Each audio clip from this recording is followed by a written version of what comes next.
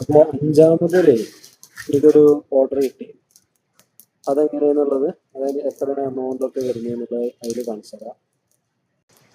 എനിക്ക് order assign ആയ സമയത്ത് കാണിച്ച എമൗണ്ടാണ് 7.7 കിലോമീറ്ററിൻ്റെ അടുത്ത് കൊണ്ടു കൊടുക്കാനും ഡെലിവറി ചെയ്യാനും പിന്നെ ഒരു 140 മീറ്റർ പിക്കപ്പ് ചെയ്യാനുള്ള ദൂരമാണ് ഇതിൽ കാണിച്ചിട്ടുള്ളത്.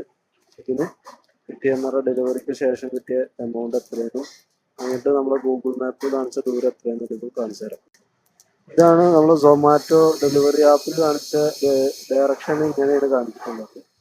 ഇത് ഗൂഗിൾ മാപ്പൊക്കെ പോയപ്പോൾ കാണിച്ചത് ഇങ്ങനെയാണ്. 7.6 ആണ് മറ്റേ ഗൂഗിൾ മാപ്പ് വഴി കാണിച്ചിട്ടുള്ളത്. അപ്പോൾ അധികമൊന്നുമില്ല, ഒരു 200 മീറ്റർ കൂടുന്നതിനുള്ളൂ. ഡെലിവറിക്ക് ശേഷം കിട്ടിയ എമൗണ്ട് ആണിത്. ഇതിൽ റെയിൻ ചാർജ് ആഡ് ആയിട്ടുണ്ട്. പിന്നെ ആ ഓർഡർ പേയില് 1 രൂപ കൂടെ കൂടുതൽ ആഡ് ആയിട്ടുണ്ട്.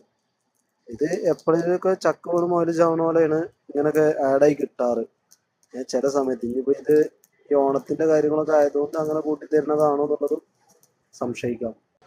അപ്പോൾ ഇങ്ങനെ സ്ക്രീൻഷോട്ടൊക്കെ എടുത്ത് വെക്കുന്നതുകൊണ്ട് എന്താ ഗുണം എന്ന് വെച്ച് കഴിഞ്ഞാൽ, ഇൻ കേസ് ഇങ്ങനെ നമ്മുടെ ഓർഡർ ഡെലിവറി ചെയ്തതിന് ശേഷം ഒക്കെ പേയ്മെന്റിലും ചെറിയ കമ്മി കാര്യങ്ങളൊക്കെ വരുമ്പോൾ നമുക്ക് ടിക്കറ്റ് റൈസ് ചെയ്യാൻ പറ്റും.